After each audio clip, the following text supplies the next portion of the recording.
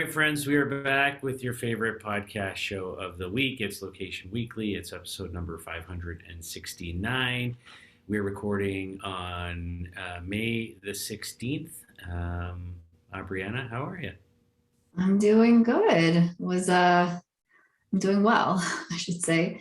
It's like full blown spring here. It's been nice. We had pretty okay weather this weekend and was able to get back and serve in the community a little bit with my kids and do a little bit of like gardening, picking up some new flowers for the house. So that was kind of fun. But things are good, I can't believe like we're nearly halfway through the year. It's speeding by. But how about you? You just got back from a big trip. How are you? Yeah, I'm good. I'm good. I got back actually at midnight last night, so I'm a little tired, but I'm doing okay. Yeah, it was a great week in Amsterdam, and then a quick little stopover in London. But yeah, I was at the Geospatial World Forum, which I did two panels at, and yeah, it was really interesting because it's that community is very sort of high end enterprise, satellite imagery and kind of touches on so many different sectors that we don't typically talk about, like Right. agriculture and telecom and all kinds of things like that. But there was a significant portion where I was kind of oriented around mobility and business intelligence and advertising a little bit. So yeah, I had this great panel with Ogilvy, the agency, Coca-Cola, Mhm. um, and a few others. That was eBay, sorry, and that was really fascinating. It was really neat to see kind of what people are doing in different parts of the world again, and those speakers came from all over Europe. It wasn't just kind of Dutch based. So yeah, so it was a good week, and here in Toronto or there in New York, spring seems to be everywhere. It was beautiful, warm weather. Can't complain. The only thing I can complain about is my Blue Jays are in like a tailspin downwards right now. They've lost so many games since I've been gone. So maybe I just need to come back and then they'll start winning again. I don't know, but Yeah, maybe you're the good luck charm. They need you yeah, there. yeah. So anyhow, we have a good show for you this week. Four stories as per usual. So I'll let Aubriana kick us off. All right. So let's start off with Facebook. Facebook is ending some of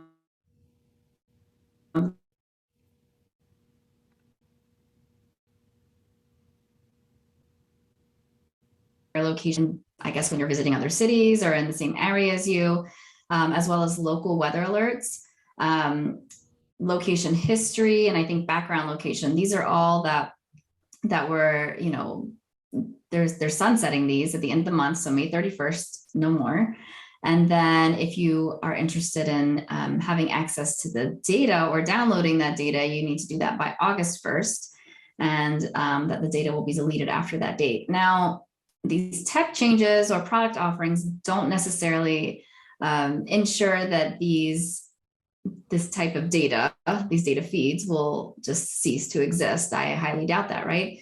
Facebook is a company that's founded on data. They make a lot of money off of their advertising. We know this, and they want to know everything about every user that they have. So I am a little perplexed as to what's the point in ending the products. And my guess is that maybe it's to save face a little bit, maybe just ensuring that they're not out there touting that they're collecting this data and showing that they're collecting this type of location data, perhaps while still being able to capture it in the background. I'm not sure. I mean, I think that both weather alerts as well as find your friends are things that are interesting and probably useful for people who maybe travel a lot or travel for business and you want to see who else is in the same city as you are when you're visiting.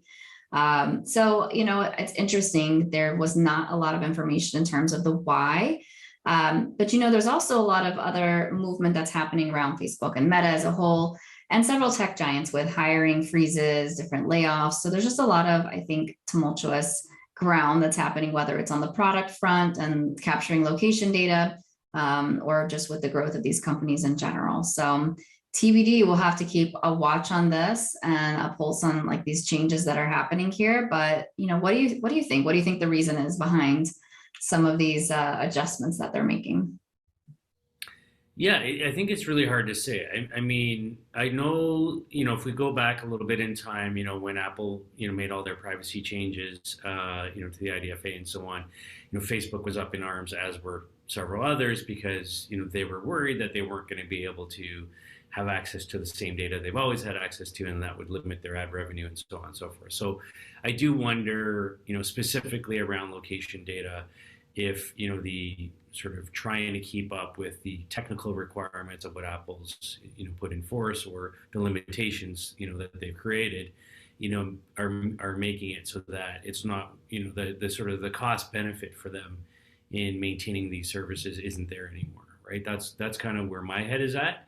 And obviously that's only Apple, but Google's, Android's, about to follow suit, in a number of ways. So I think for me, it's probably related to, we're not in control of our own destiny here when it comes to this kind of stuff, and there's a lot of limitations being put on us, and maybe we need to kind of just figure out which ones can we actually properly navigate and generate revenue from, and which ones aren't really generating much revenue for us, and it's too costly from a maintenance perspective to keep up with sort of the hoops we have to jump through. I don't know. That's kind of my thoughts. Yeah, we'll have to stay tuned and see. Yeah, we'll find out. So, all right, on to our second story then. So AT&T is launched a new service. They're the first carrier to launch location-based routing when it comes to 911 calls. So essentially, they can transmit wireless 911 calls to the appropriate 911 call center on a nationwide basis, through something they're calling Locate Before Route. They've partnered up with a company called Intrado, who's developed this technology, and basically a device can be located and routed within 50 meters of the device's location. And that's really, really powerful when it comes to, there's an emergency and maybe somebody's life is in jeopardy, because the current 911 service, and the old technology that they've been using, you know, uh, off of cell towers, is basically a 10-mile radius. So going from 10-mile radius down to 50 meters, based on GPS and other sensor data, is a huge leap forward. They're initially rolling this out. It's a nationwide rollout, but it's already now available in Alaska, Colorado, Hawaii, Idaho, Montana, Oregon, Washington, Wyoming, Kansas, Illinois. It's a big bunch of states, and there's a few missing, but the rest are coming in the subsequent weeks, not months. So they intend to have this fully rolled out across the country, by the end of June. So coming along pretty quickly there. And they say that sort of the rationale behind this is that when the original 911 system was put in place, at that time, it was kind of, it was built a long time ago, 50 plus years ago. And, most people only had landlines at that time. And now we're very much, a mobile phone oriented society. They say that 68% of adults don't have a landline anymore in their home, and that 80% of 911 calls come from a mobile device today. So, it just makes sense to kind of move to, an updated infrastructure and framework here, and partnering with Intrado. It seems like a no-brainer. What are your thoughts? My first thought is like, what has taken so long? And we've had these capabilities for a long time in terms of getting really, really granular location data, whether that's through the specific carrier like AT&T, or whether it's through GPS and us sharing those location aspects. So it's kind of beyond me why this has taken so long to just get adopted. And we're only talking about one carrier here. So there's a lot of people who maybe will not have access to this based on the fact that they use Verizon or T-Mobile or something else, right? So I think this is something that is desperately needed. If at any time you want somebody to know your location, it is definitely when you're calling 911. And a lot of times if you're in the car, you're on the move, being able to say like, hey, one time I saw a woman getting like pulled into a car and the car took off. And so being able to say like where I was and where the car was very difficult to explain, especially if you're not familiar with the roads where you're driving on.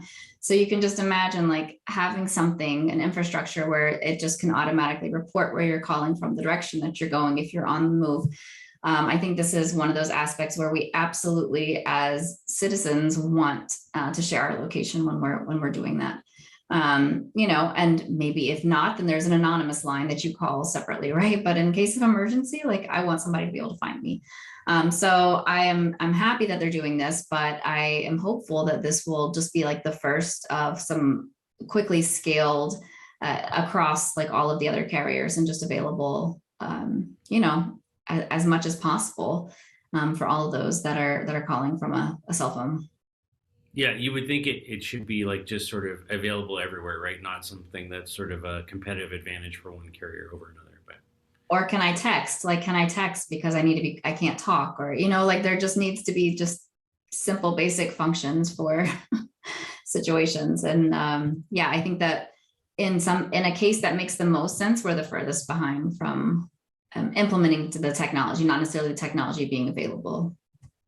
So hopefully this will be the start to some positive movement.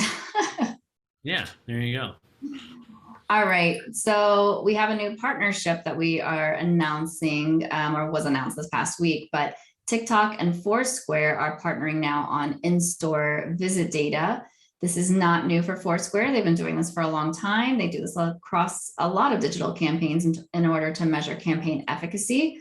But they're, have announced this now. So obviously a lot more businesses are advertising on TikTok these days. And so as that grows, they want to be able to measure the effectiveness of their campaigns when it comes to driving people into stores, reaching into that middle and lower funnel attribution.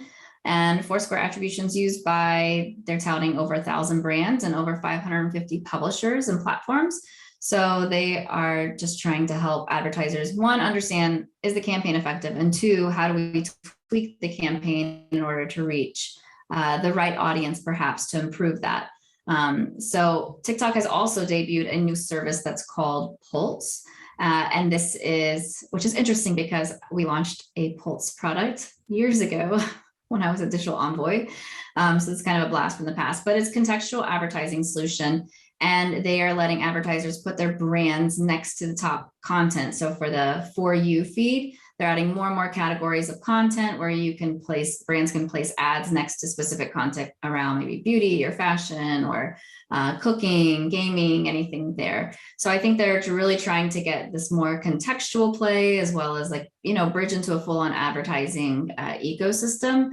But they started out by just gaining the massive amounts of users and consumers that are actively on TikTok on a daily basis. And now they're scaling it to monetize it. So from a business perspective, they're definitely doing it the right way. And obviously, Foursquare and the effective measurement, is still a viable option for now.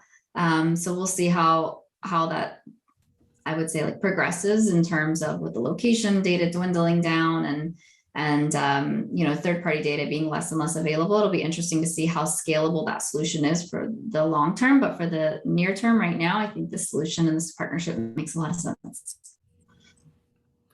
Yeah, I think it's, I mean, as you said, Foursquare's been in this game for a long time, tracking where people are going and their footfall numbers and working with lots of publishers and platforms.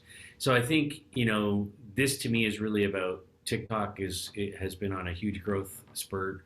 Brands are embracing the platform. You mentioned their new Pulse offering. So I think it's really at the end of the day, like we've seen with Snap and others, these brands that are spending ad dollars on these platforms are wanting ways to measure effectiveness and attribution. And if it's about some sort of brand that has a product available in a physical store environment, are you able to kind of look and say, hey, did that ad result in movement physically to that store where they can buy and purchase? And obviously that's at the core of what we talk about at the Location-Based Marketing Association. But it's, I think it's just further justification that TikTok is continuing to grow as a platform, and we're seeing more and more offers coming from them and from others, sort of related type of platforms, right? But it speaks to that overall trend that we've been covering the last number of months, which is attribution, attribution, attribution, right? Like it's how can we measure this stuff, whether it's out of home or TikTok or whatever the case might be. The brands are looking for some way to tie it back, right? And not just, hey, we spent this and here's how many clicks and impressions we got. Did it actually result in traffic to the store? So I think it's good. I think it's a strong partnership, but we'll watch and see if there's any metrics that come out in the months to come. All right, our final story for this week is kind of a cool one. Unilever it has teamed up with a company called RoboMart. And RoboMart is somebody we've talked about not recently, but going back a couple of years. So it's a company that they create mobile stores that basically, through an app, you can have the store, sort of come to you. And so what they've done is they've created something called the RoboMart ice cream shop. So it's a mobile store on wheels, essentially, that is just packed full of Unilever ice cream brands, which include Ben and Jerry's, Talenti, Breyers, and others. And the shop's available in Los Angeles. So it's just like a regular ice cream truck, except that you basically jump onto the app. You open it up, find the vehicle and the items that you want, and then basically the RoboMart vehicle arrives into your street, your neighborhood, wherever you are, automatically charge your card, automatically give you a receipt all through the app, and you get your items, and your kids are happy that they have their ice cream in the driveway. That it's not more complicated than that, but I think it's kind of cool. It's like where my house is, we still have like the old school ice cream trucks that come around all summer long with the guy ringing the bell or gal ringing the bell, as they're on the street. And that, like, to me, there's some nostalgia. There's some sort of cool factor to that.